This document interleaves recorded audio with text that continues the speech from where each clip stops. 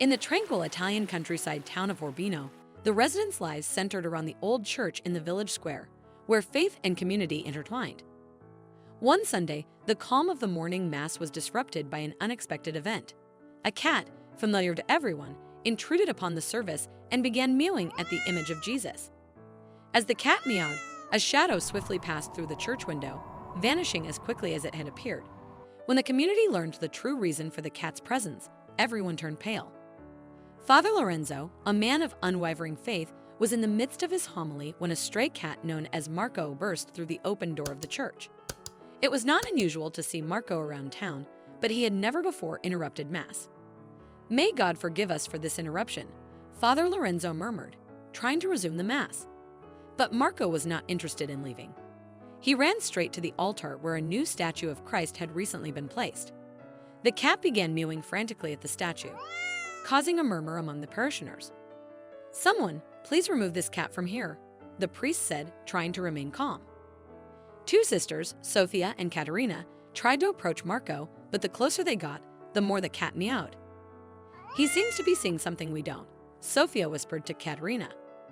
"It must just be a cat being a cat," Caterina replied, though she didn't seem very convinced.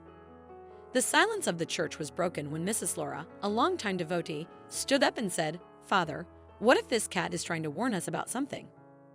Father Lorenzo, who had an open heart to all of God's creatures, paused to consider Mrs. Laura's words. "Maybe you're right," he admitted, "but what could it be?"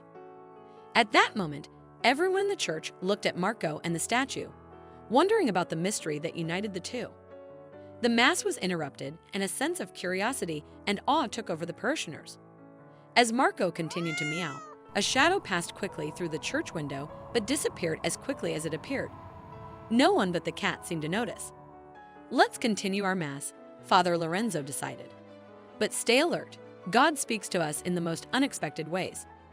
The congregation murmured in agreement, but the mystery of the cat and the statue remained, promising to reveal hidden secrets of the small town of Orbino. In the following week, the atmosphere in Orbino was charged with expectation and concern. The story of Marco and the statue became the main topic among the residents, with speculation running wild about the true meaning behind the cat's behavior. Father Lorenzo, disturbed by the interruption of the last Mass and the theories that arose, decided to investigate the origin of the statue. "Maybe there's something about that statue that only Marco can see," he pondered aloud as he examined the enigmatic object. The next Mass saw the church fuller than usual, with the community gathered not only in devotion, but also driven by curiosity and fear of the unknown.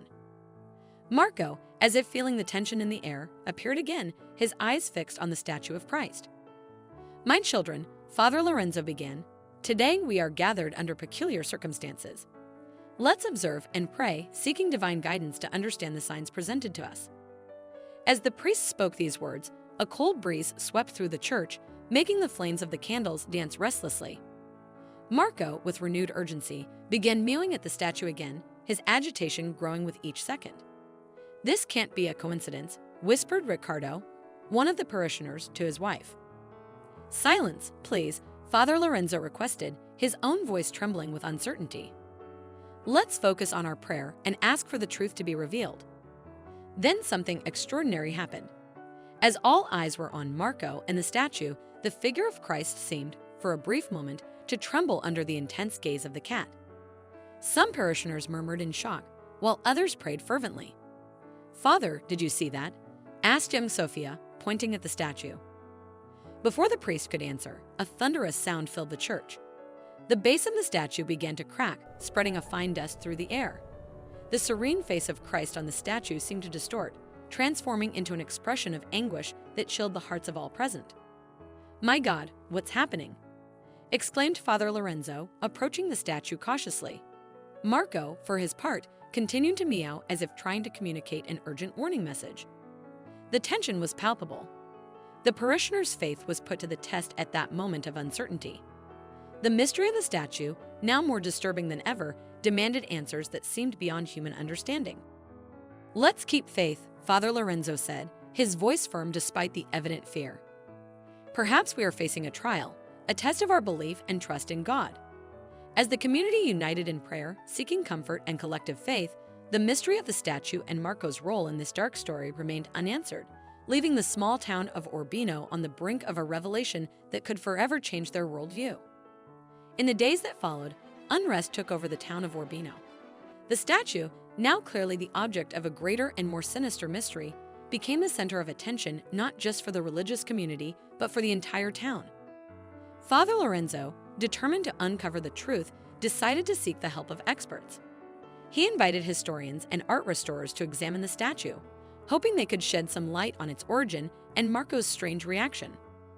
Meanwhile, Marco became a constant presence in the church, as if guarding the statue.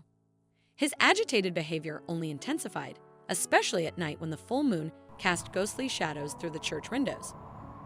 On one particularly quiet night, Father Lorenzo stayed in the church after everyone had left, watching Marco, who seemed particularly disturbed. "What do you see that we don't, Marco?" the priest whispered, not expecting an answer. It was then that he heard a sound from the statue. It seemed like a whisper, almost imperceptible, but clearly there. Father Lorenzo approached, heart racing, as the statue began to crack even more, releasing a faint glow from its interior. At that moment, the church door burst open and a hooded figure entered, heading directly toward the priest and Marco. "Don't come any closer," the figure said, their voice carrying authority and a hint of fear. Father Lorenzo, taken aback, replied, "Who are you, and what do you know about this statue?" The figure removed the hood, revealing herself as Aurora, a well-known archaeologist from the neighboring town. "This statue hides something very ancient and dangerous, and this cat can sense the evil that's trapped inside it." "Evil?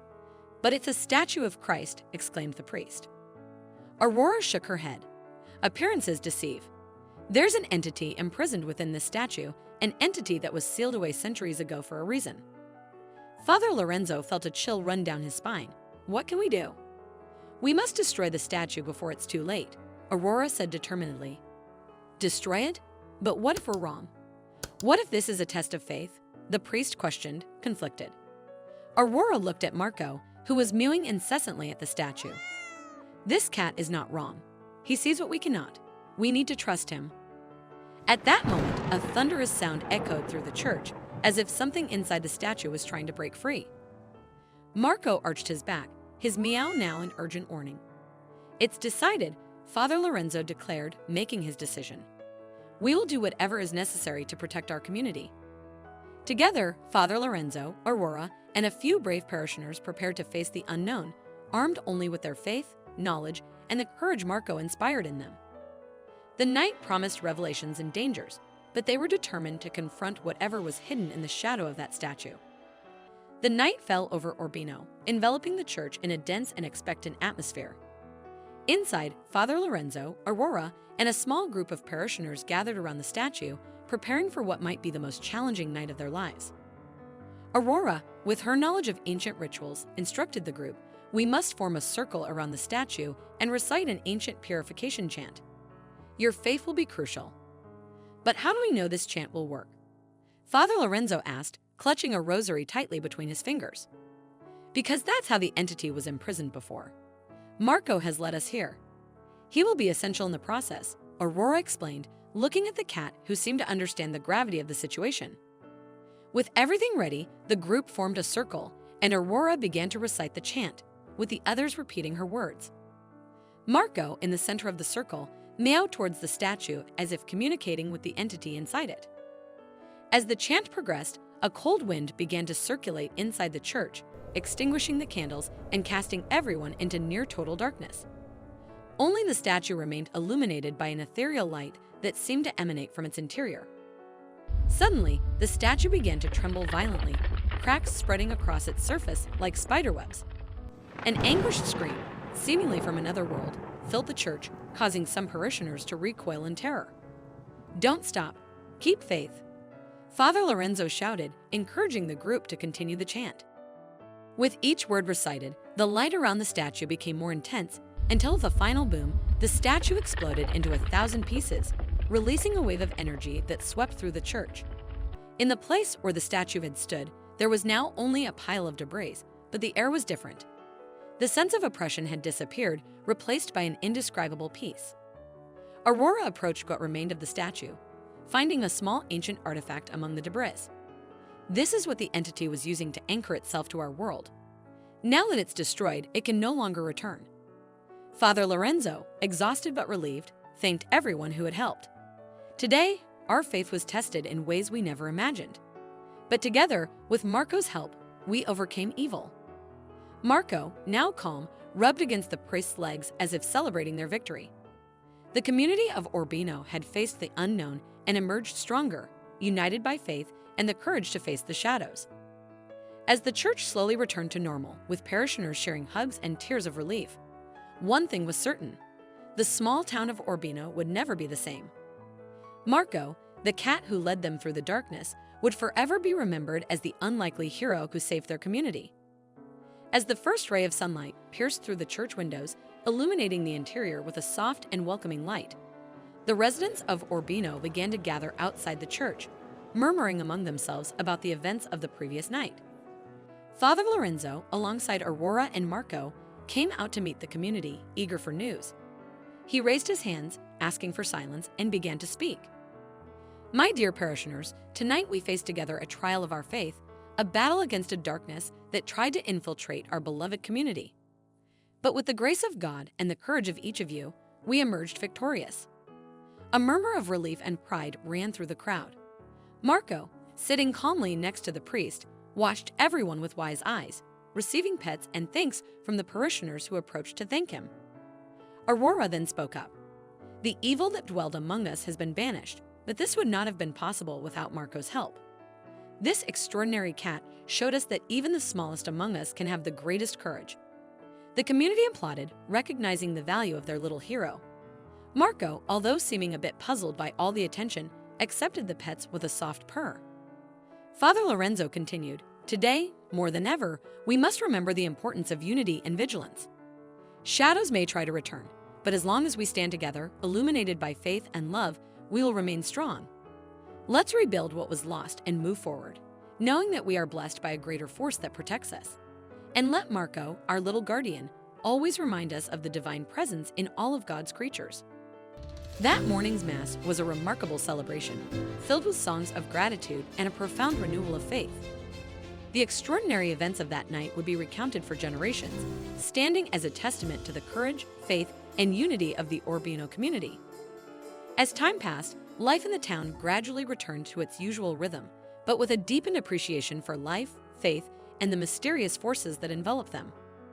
Marco, the brave cat, became a living legend, forever remembered as a symbol of protection and hope. What an incredible story! If you enjoyed this video and want to see more, don't forget to hit that like button, share it with your friends, and subscribe to our channel. We'd love to hear your thoughts, so please leave a comment below. See you in the next video.